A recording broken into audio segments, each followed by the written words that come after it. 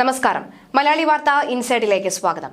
രാഹുൽ മാങ്കൂട്ടത്തിനെതിരെ കേസെടുത്തിട്ടും പ്രയോജനമില്ല എന്ന പോലീസിന് നിയമോപദേശം ലഭിച്ചതായി സൂചന. സുപ്രീം കോടതിയുടെ മറ്റ് ഹൈക്കോടതികളുടെയും വിധിന്യായങ്ങൾ പ്രകാരം ഉഭയകക്ഷി സമ്മതത്തോടുകൂടിയുള്ള ലൈംഗിക ബന്ധം ഇന്ത്യയിൽ കുറ്റകരമല്ല.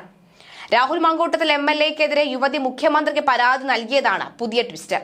കൈവിട്ടുപോയ തദ്ദേശ സ്വയംഭരണ സ്ഥാപനങ്ങളിലേക്കുള്ള തെരഞ്ഞെടുപ്പിൽ രാഹുൽ മാങ്കൂട്ടത്തെ അറസ്റ്റ് ചെയ്തത് 10 വോട്ട് കിട്ടുമോ എന്ന പരീക്ഷണത്തിലാണ് CPM ഏർപ്പെട്ടിരിക്കുന്നത്. CPM നേതാക്കളാണ് യുവതിയെ കൊണ്ട് പരാതി നൽകിയത് എന്നും രാഹുൽ പക്ഷ കോൺഗ്രസ് നേതാക്കൾ ആരോപിക്കുന്നുണ്ട്. പ്രതിപക്ഷ നേതാവ് VD സതീശൻ രാഹുലിന് എതിരായതിനാൽ അറസ്റ്റ് ചെയ്താൽ പോലും അദ്ദേഹം പ്രതികരിക്കില്ല.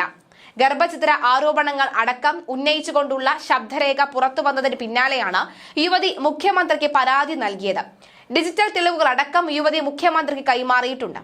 പെൺകുട്ടിയെ ഗർഭധാരണത്തിനും ഗർഭചിത്രത്തിനും നിർബന്ധിക്കുന്ന ശബ്ദരേഖകളാണ് പുറത്തുവരുന്നത്. ഇതിനു മുൻപ് പുറത്തുവന്ന ശബ്ദരേഖയെ തുടർന്ന് വിവാദമാകുകയും രാഹുൽ മാങ്കൂട്ടത്തിനെ പാർട്ടിയിൽ നിന്ന് മാറ്റി നിർത്തുകയും ചെയ്തിരുന്നു. രാഹുലിൽ നിന്ന് ഗർഭധരിച്ച അതിന് നിർബന്ധിച്ചതും ഗർഭചിത്രത്തിന് പിന്നീട് നിർബന്ധിച്ചതും രാഹുൽ മാങ്കൂട്ടത്തിലാണ് എന്ന് ആരോപിക്കുന്ന ശബ്ദരേഖയാണ് പുറത്തുവന്നത്. കുട്ടി വേണമെന്ന് രാഹുൽ മാങ്കൂട്ടത്തിലാണ് നിർബന്ധം പിടിച്ചതെന്ന് പെൺകുട്ടി പറയുന്നു. പെൺകുട്ടിയോട് പരിഹാസത്തോടെയും ക്രൂരമായും പ്രതികരിക്കുന്ന രാഹുൽ മാങ്കൂട്ടത്തിന്റെ ശബ്ദരേഖയും കേൾക്കാം. ഇതിനൊപ്പം പുറത്തുവന്ന വാട്സ്ആപ്പ് ചാറ്റിൽ കുട്ടി വേണമെന്ന് പറയുന്നതടക്കമുള്ള കാര്യങ്ങളാണ് ഉള്ളത്. ആദ്യം പുറത്തുവന്ന ശബ്ദരേഖയും വാട്സ്ആപ്പ് ചാറ്റും അടിസ്ഥാനമാക്കി ക്രൈംബ്രാഞ്ച് കേസെടുത്തിരുന്നു. 5 പേർ ഇമെയിൽ വഴി പോലീസ് ആസ്ഥാനത്തേക്ക് അയച്ച പരാതിയുടെ അടിസ്ഥാനത്തിലാണ് കേസെടുത്തത്. പരാതി നൽകിയവരെല്ലാം മൂന്നാം കക്ഷികളായിരുന്നു. എന്നാൽ ഗർഭചിത്രം നടത്തേണ്ടി വന്ന യുവതി ഇതുവരെ മൊഴി നൽകുകയോ പരാതി നൽകുകയോ ചെയ്തിരുന്നില്ല. എന്നാൽ ഇപ്പോൾ യുവതി തന്നെ നേരിട്ട് പരാതി നൽകിയിരിക്കുകയാണ്. ഉഭയകക്ഷി സമ്മതപ്രകാരമുള്ള ലൈംഗിക ബന്ധത്തിൽ ഏർപ്പെട്ടത് ബലാത്സംഗമായി കണക്കാക്കാനാകില്ല എന്ന് ഹൈക്കോടതി വിധി പറയുമ്പോൾ രാഹുൽ തന്നെ ബലാത്സംഗം ചെയ്തതായി യുവതി മൊഴി നൽകിയിട്ടുണ്ട്. വ്യാജ വിവാഹ വാഗ്ദാനം നൽകി ലൈംഗികമായി പീഡിപ്പിച്ചാൽ മാത്രമേ ബലാത്സംഗ കുറ്റത്തിന് കേസെടുക്കാൻ സാധിക്കുകയുള്ളൂ. ഇവിടെ വിവാഹ വാഗ്ദാനം നൽകിയതിനും തെളിവില്ല. പരസ്പരം സമ്മതത്തോടെ ലൈംഗിക ബന്ധത്തിൽ ഏർപ്പെട്ടതിന് ശേഷം വിവാഹ വാഗ്ദാനം പിൻവലിച്ചാൽ അത് ബലാത്സംഗ കുറ്റത്തിന്റെ പരിധിയിൽ വരില്ലെന്നാണ് കോടതിയുടെ നിരീക്ഷണം. എന്നാൽ രാഹുൽ മാങ്കൂട്ടത്തിൽ MLA-യുടെ ഓഫീസിന് മുമ്പിൽ DYFI പ്രതിഷേധം നടത്തി. നിയമപരമായ പരിമിതികൾ മനസ്സിലാക്കുമ്പോൾ തന്നെ സംഭവത്തെ രാഷ്ട്രീയമായി ഉപയോഗിക്കാനാണ് CPM ശ്രമിക്കുന്നത്. DYFI BJP പ്രവർത്തകരാണ് റീത്ത് വെച്ച് പ്രതിഷേധിച്ചത്. DYFI പ്രവർത്തകരും പോലീസും തമ്മിൽ ഓഫീസിന് മുന്നിൽ ചെറിയ തോതിൽ ഉന്തും തള്ളും ഉണ്ടായി. രാഹുൽ മാങ്കൂട്ടത്തിൽ MLA സ്ഥാനം രാജിവെക്കണമെന്നാവശ്യപ്പെട്ടായിരുന്നു പ്രതിഷേധം. വ്യാഴാഴ്ച രാത്രിയോടെയാണ് MLA ഓഫീസിന് മുന്നിൽ DYFI പ്രവർത്തകർ പ്രതിഷേധവുമായി സംഘടിച്ച് എത്തിയത്. തുടർന്ന് ഓഫീസിന് മുന്നിൽ റീത്ത് വെക്കുകയായിരുന്നു. വലിയ പോലീസ് സംഘവും സ്ഥലത്തുണ്ടായിരുന്നു. പോലീസ് പ്രവർത്തകരെ തടഞ്ഞു. തുടർന്ന് ചെറിയ തോതിലുള്ള ഉന്തും തള്ളും ഉണ്ടായി. പിന്നാലെ BJP പ്രവർത്തകരും സ്ഥലത്തെത്തി പ്രതിഷേധം ഘടിപ്പിച്ചു. രാഹുൽ മാങ്കൂട്ടത്തിൽ MLA-ക്കെതിരെ ഗർഭചിത്ര ശബ്ദ സന്ദേശം പുറത്തുവന്നതിന് പിന്നാലെ യുവതി മുഖ്യമന്ത്രിയുടെ മുമ്പിലെത്തി പീഡന പരാതി നൽകിയിരുന്നു. ഇതേ തുടർന്ന് ഫോൺ സ്വിച്ച് ഓഫ് ചെയ്ത് ഓഫീസ് പൂട്ടി രാഹുൽ മാങ്കൂട്ടം മുങ്ങിയിരിക്കുകയാണ്. ഗർഭധാരണത്തിനും ഗർഭചിത്രത്തിനും പെൺകുട്ടിയെ നിർബന്ധിക്കുന്ന ശബ്ദരേഖകൾ, വാട്സ്ആപ്പ് ചാറ്റുകൾ രാഹുലിനെതിരെ പുറത്തു വന്നിരുന്നു. എന്നാൽ രാഹുൽ ഇത് തന്റേതാണോ അല്ലെന്നോ പ്രതികരിച്ചിട്ടില്ല. നിയമത്തിന് മുന്നിൽ തെളിയിക്കാമെന്നായിരുന്നു രാഹുലിന്റെ നിലപാട്. ഡിജിറ്റൽ തെളിവുകൾ അടക്കമാണ് യുവതി പരാതി കൈമാറിയിരിക്കുന്നത്. വിവാഹ വാഗ്ദാനം നൽകി ബലാത്സംഗം ചെയ്തു എന്ന പേരിൽ കൊല്ലം പുനലൂർ സ്വദേശിയായ യുവാവിനെതിരെയുള്ള കേസ് പിൻവലിക്കണമെന്ന ഹർജിയിലായിരുന്നു കേരള ഹൈക്കോടതിയുടെ പരാമർശം. ഫേസ്ബുക്കിലൂടെ പരിചയപ്പെട്ട വിവാഹിതയായ പരാതിക്കാരിയും യുവാവും വിവാഹിതരാകാൻ തീരുമാനിച്ചിരുന്നു. ഭർത്താവുമായി നിയമപരമായി വേർപിരിയാതെ അകന്ന് താമസിച്ചു വരികയായിരുന്നു പരാതിക്കാരി. യുവാവുമായി ശാരീരിക ബന്ധത്തിൽ ഏർപ്പെടുന്നതുമായും എന്നാൽ പിന്നീട് വിവാഹ വാഗ്ദാനത്തിൽ നിന്ന് പിന്മാറിയെന്നും ചൂണ്ടിക്കാട്ടിയാണ് പുനലൂർ പോലീസിന് പരാതി നൽകിയത്. കഴിഞ്ഞ ജൂണിൽ സമാനമായ മറ്റൊരു കേസിലും ഹൈക്കോടതി സിംഗിൾ ബെഞ്ച് ജാമ്യം അനുവദിച്ചിരുന്നു. പ്രായപൂർത്തിയായവർ പരസ്പരം സമ്മതപ്രകാരം ലൈംഗിക ബന്ധത്തിൽ ഏർപ്പെട്ട ശേഷം പിന്നീട് ബലാത്സംഗം ആരോപിക്കാനില്ല എന്ന് മധ്യപ്രദേശ് ഹൈക്കോടതിയും പറഞ്ഞിട്ടുണ്ട്. വിവാഹ വാഗ്ദാനം നൽകി തന്നെ ബലാത്സംഗം ചെയ്തെന്ന് കാട്ടി യുവാവിനെതിരെ യുവതി നൽകിയ ബലാത്സംഗ കേസ് റദ്ദാക്കിക്കൊണ്ടായിരുന്നു കോടതിയുടെ നിരീക്ഷണം. 37-കാരനായ യുവാവിനെതിരെ അധ്യാപികയായ യുവതിയാണ് പരാതിപ്പെട്ടത്. ഇരുവരും വിവാഹിതരാണ്. എന്നാൽ വിവാഹ വാഗ്ദാനം നൽകി തന്നെ ഇയാൾ ബലാത്സംഗം ചെയ്തെന്നായിരുന്നു അധ്യാപികയുടെ പരാതി. എന്നാൽ ഇരുവരും തമ്മിൽ പരസ്പര സമ്മതത്തോടുകൂടിയുള്ള ബന്ധമായിരുന്നു എന്ന ബലാത്സംഗ കുറ്റം റദ്ദാക്കിക്കൊണ്ട് കോടതി നിരീക്ഷിച്ചു.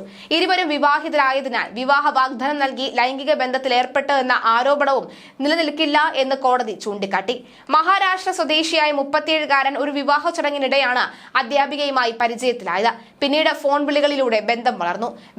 വീടുകളിൽ ആളില്ലാതിരുന്നപ്പോൾ പലരും ഈ അധ്യാപിക അങ്ങോട്ടും അയാൾ ഇങ്ങോട്ടുമൊക്കെ തന്നെ വന്നു പോവുകയുണ്ടായിരുന്നു. എന്തായാലും കോടതിയും രണ്ടുപേരെയും വിവാഹിതരായതിനാൽ വിവാഹ വാഗ്ദാനം നൽകാതെ വിട്ടയച്ചു. എന്തായാലും ഈ ഒരു കള്ളത്തരം നടക്കില്ല എന്ന് കോടതി തന്നെ പൊളിച്ചടുക്കി. എന്നാൽ ഇവർ തമ്മിലുള്ള ബന്ധം വഷളായതോടുകൂടിയാണ് ഇയാൾക്കെതിരെ വിവാഹ വാഗ്ദാനം നൽകി ബലാത്സംഗം ചെയ്തു എന്ന് കാട്ടി അധ്യാപിക പോലീസിൽ പരാതി നൽകിയത്. സമാന കേസുകളിൽ അടുത്ത കാലത്ത് സുപ്രീം കോടതിയിൽ നിന്നും മറ്റും ഹൈക്കോടതികളിൽ നിന്നുമുള്ള വിവിധ വിധികൾ ചൂണ്ടിക്കാട്ടി മധ്യപ്രദേശ് ഹൈക്കോടതി ജഡ്ജി ജസ്റ്റിസ് സുജോയ് പോളിന്റെ വിധിയായിരുന്നു ഇത്. സമാനമായ വിധി ഈയിടെ കേരള ഹൈക്കോടതിയും പുറപ്പെടുവിച്ചിരുന്നു. പരസ്പര സമ്മതപ്രകാരം ലൈംഗിക ബന്ധത്തിൽ ഏർപ്പെട്ട ശേഷം വിവാഹ വാഗ്ദാനത്തിൽ നിന്ന് പിന്മാറിയാൽ പുരുഷനെതിരെ ബലാത്സംഗ കുറ്റത്തിന് കേസെടുക്കാനാവില്ല എന്നാണ് ഹൈക്കോടതി വ്യക്തമാക്കിയത്.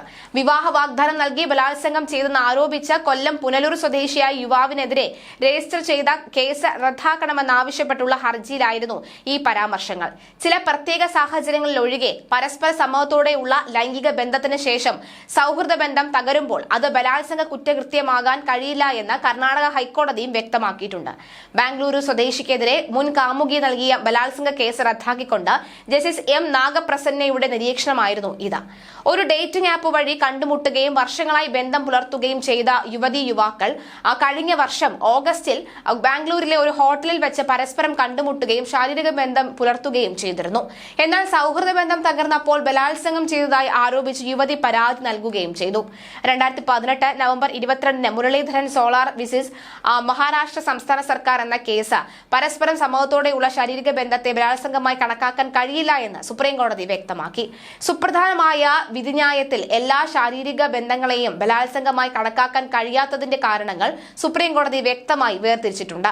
1860 ഇന്ത്യൻ ശിക്ഷാ നിയമത്തിലെ സെക്ഷൻ 375 പ്രകാരം ബലാത്സംഗത്തെ ഇങ്ങനെ നിർവഹിക്കാം.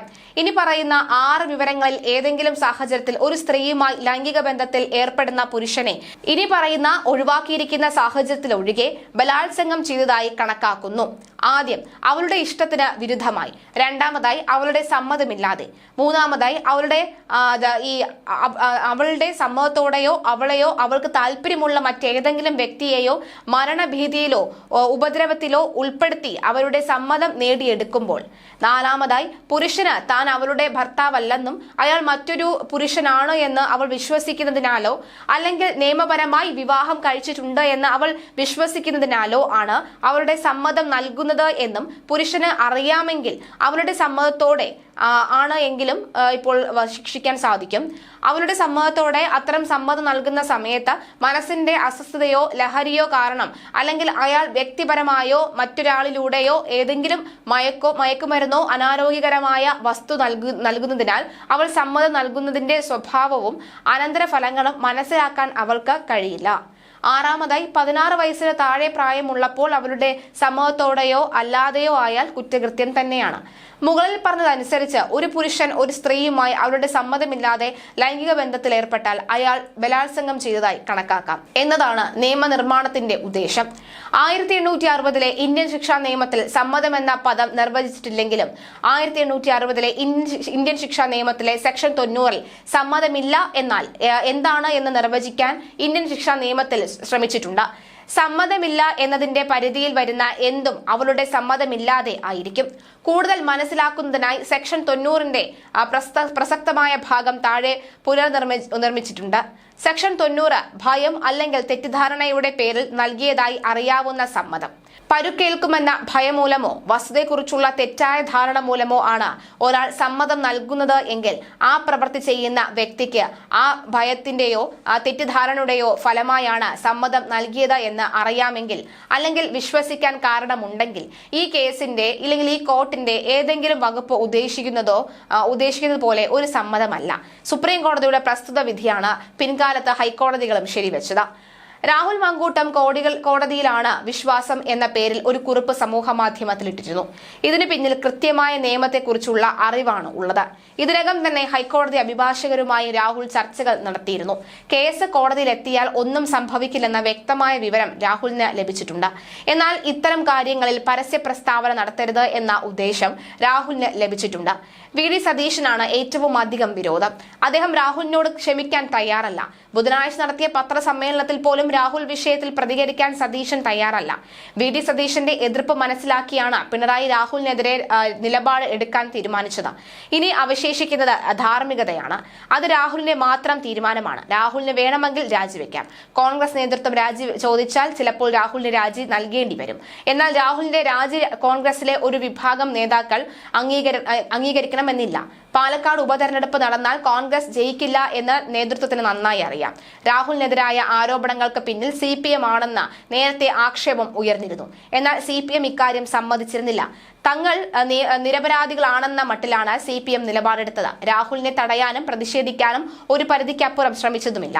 രാഹുലിനെതിരെ പ്രധാന നേതാക്കൾ കടുപ്പിച്ച പ്രസ്താവന ഇറക്കിയതുമില്ല. നിയമസഭയിൽ പോലും ഹോസ്റ്റലിലായ സമീപനമാണ് CPM സ്വീകരിച്ചത്. എന്തായാലും എന്തിനെ വിമർശിക്കുന്ന മുഖ്യമന്ത്രി പോലും രാഹുലിനെതിരെ ശക്തമായ നിലപാട് സ്വീകരിച്ചില്ല. പാർട്ടി സെക്രട്ടറിയും ഇതേ നിലപാട് തന്നെ സ്വീകരിച്ചു. രാഹുലിനെ തങ്ങൾ ഉപദ്രവിക്കാൻ ശ്രമിച്ചിട്ടില്ലെന്ന് CPM അതിന്റെ പ്രവർത്തകരെ വിശ്വസിപ്പിക്കാനും ശ്രമിച്ചു. എന്തായാലും കണ്ടറിയാം എന്തായിരിക്കും ഈ കേസിൽ മാറിമറിയാൻ പോകുന്നത് എന്നുള്ളത്.